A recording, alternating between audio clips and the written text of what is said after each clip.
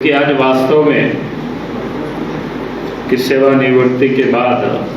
आप सब ने जिस प्रकार से पार्टी को अपनी सेवा देने का ये संकल्प लेकर के आज पार्टी में योगदान दिया है, वास्तव में उसकी बहुत ही पार्टी को निश्चित रूप से उसका बड़ा लाभ मिलेगा। क्योंकि आपने प्रशासनिक जो काम किया है उन क्षेत्रों का अनुभव और फिर पार्टी में रह करके पार्टी के लिए काम करना, तो निश्चित रूप से ये दोनों अनुभव को जब एक साथ मिला करके हम सब लोग काम करेंगे तो पार्टी को और मजबूती और ताकत और बल मिलेगा। और वो भी उस समय, क्योंकि सामने आप सबको ध्यान में है कि 2024 अब देश के लोकसभा का भी चुनाव होना है और राज्य में विधानसभा का भी चुनाव होना है। तो निश्चित रूप से आज हमें पूरा देश, वैसे तो भी 4-5 राज्यों में चुनाव है तो उन राज्यों के चुनाव की ओर लोग लगे हुए, लेकिन साथ साथ हम सब अब 2024 की तैयारी में भी लगे हुए, क्योंकि इस वक्त देख रहे होंगे जिस प्रकार से देश के अंदर में जब 9.5 वर्षों से देश के प्रधानमंत्री नरेंद्र मोदी जी है और उनके नेतृत्व में जो विकास का काम हुआ है या देश की सुरक्षा के भी जो काम, आज अगर हम कह सकते हैं कि भारतवर्ष पूरा सरहद आज सुरक्षित है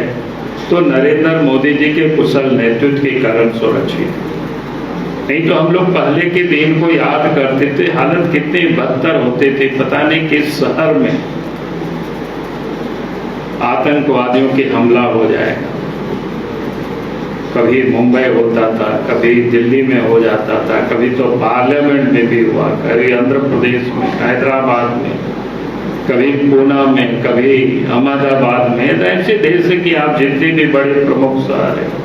सभी जगहों पर और सीमा पर तो अनगिनत हुआ करते थे। लेकिन जब से देश के प्रधानमंत्री नरेंद्र मोदी जी बने तो आप सब ने देखा कि आज देश की सरहद भी सुरक्षित है और देश के अंदर में भी हम सब सुरक्षित हैं। आज हर कोई देशवासी ये महसूस करते हैं कि नरेंद्र मोदी जी के प्रधानमंत्री बनने के बाद देश के अंदर में आपने सुरक्षा का ये माहौल बना है और साथ ही देश में जो विकास की भी जो गाथा इन 9.5 वर्षों में इतनी तेजी से लिखा गया है जिसकी यहाँ तो चर्चा करना एक संभव नहीं हो सकता है। हर क्षेत्रों में, चाहे वो रूरल कनेक्टिविटी हो, चाहे वो आप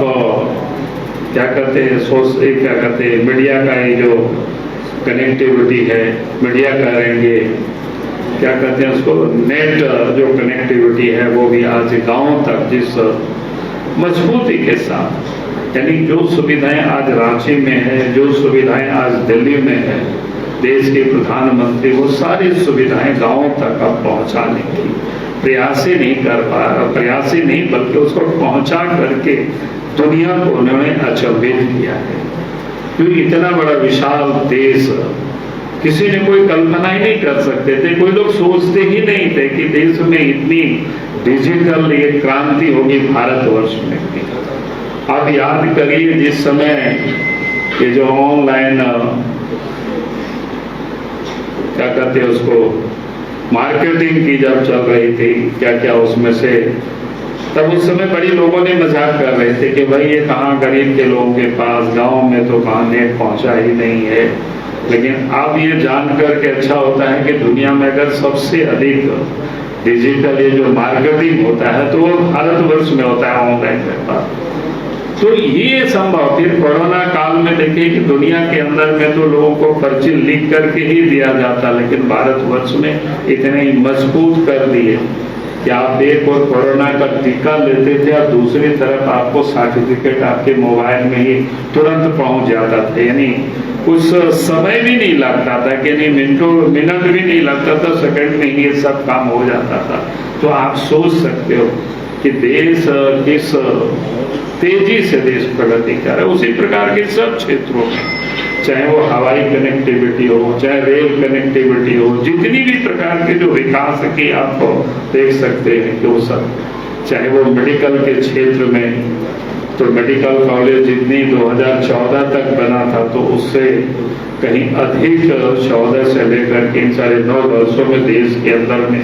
बना करके देश के प्रधानमंत्री जी ने दिखाया। तो ये कहने का अर्थ है कि विकास का जो एक पैमाना जिस प्रकार से, और जब विकास ही नहीं बल्कि आप देश को भी जिस प्रकार से दुनिया को दिखाए, और आज मैं कह सकता हूं कि भारत जब विकसित विकास की ओर जब आगे बढ़ रहा है तो स्वाभाविक है कि दुनिया में मैं लोगों को एक बात कहता हूं कि कुछ उसी की होती है कि जो ताकतवर होता है। ताकत का मतलब सिर्फ शरीर से ही नहीं होता है।